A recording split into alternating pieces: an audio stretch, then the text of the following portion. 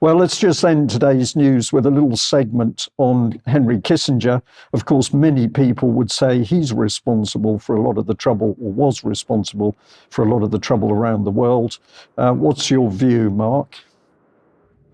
Well, the straight news, Brian. He's one of the global heavyweights. He was. David Rockefeller and Zbigniew Brzezinski passed away in 2017. And in 2021, we lost other foreign policy heavyweights: George Shultz, Colin Powell, Donald Rumsfeld, Neil Sheehan, Senators Bob Dole and Carl Levin. So Mr. Kissinger isn't alone, but he's perhaps the biggest footprint of the globalists among those that I've listed. Rockefeller and Brzezinski would come in a close second and third.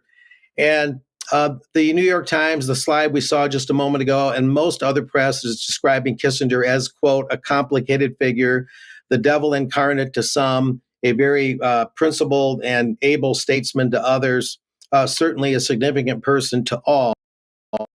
Slide, though, is this one. We'd want to get this one in, if any, today. The New York Times reporter on Kissinger's passing is none other than David Sanger, the White House and National Security correspondent, for the New York Times, reports on Biden and his administration.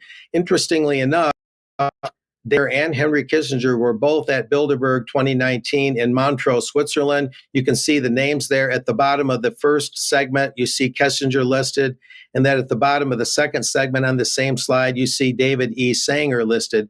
So the New York Times had a reporter on the outside reporting as if it's being objective. So had David Sanger on the inside with Kissinger breaking bread at that meeting. The Washington Post did the same thing. They had somebody on the inside, Amos McCardle, a columnist, and yet they reported from the outside on Bilderberg that year as if they were being an objective reporter. Both newspapers very complicit, along with Kissinger in the meeting.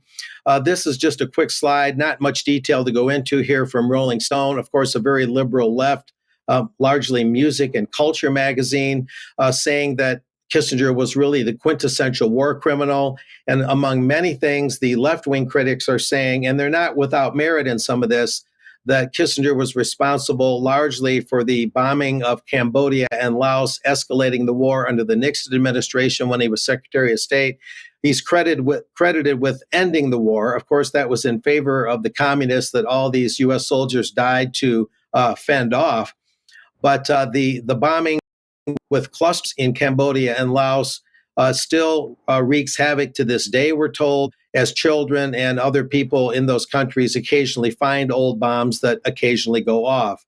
So Kissinger very much has a very mixed bag in terms of his background. And to hear a little bit more, if we have time today, here's William F. Jasper, an acquaintance of mine from the New American, who tells a little-known chapter, I'll call them allegations, but they're very compelling, about Kissinger's life. So we'll go from here. Where did Kissinger come from? He was born in Germany. That counts for his thick German accent, his trademark accent. Probably next to Arnold Schwarzenegger. Probably at the time, it was the most famous German accent in the world. But how does a guy, a German-American immigrant in effect, rise to such heights? What kind of trajectory did he follow? What was his background? Did he come of some sort of elite parentage?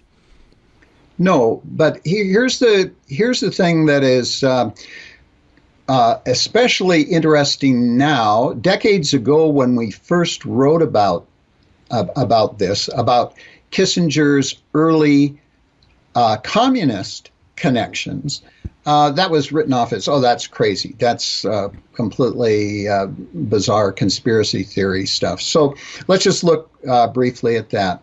Kissinger, while he was in Germany during World War II, was in Army intelligence, our Army intelligence. But according to several top defectors from the Soviet Union, including Michael Goleniewski, who was one of the top Soviet defectors ever to come to the United States and to expose many of the double agents and moles that were in our government, said that Henry Kissinger was actually a member of a KGB cell in Germany, and that he went by the code name Bohr, B-O-R.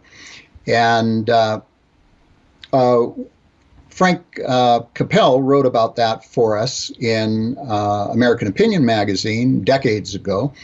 And other documents have come out since then, or testimony that seem to bear that out. He was brought into the United States and then up through the higher circles by the Rockefeller family.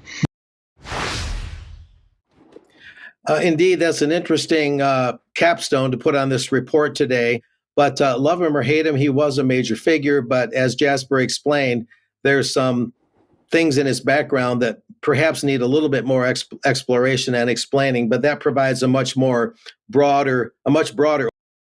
overview of Here Today on UK Column than you're generally going to get from the mainstream news. So that'll do it for today with him. Okay, Mark, thank you very much for that. And we must end today's news there. We're going to say a huge thank you to our audience, wherever you are in the world, and a really big thank you to the people who support us. Financially, we can only do what we do with your help, and the generosity is wonderful. Thank you for that. We will have an extra in a few minutes, so if you're a subscriber of UK Column, stay with us, and we've got a lot to discuss about some of the points that we've raised in today's news. So stay with us, and we will see you then. Bye-bye.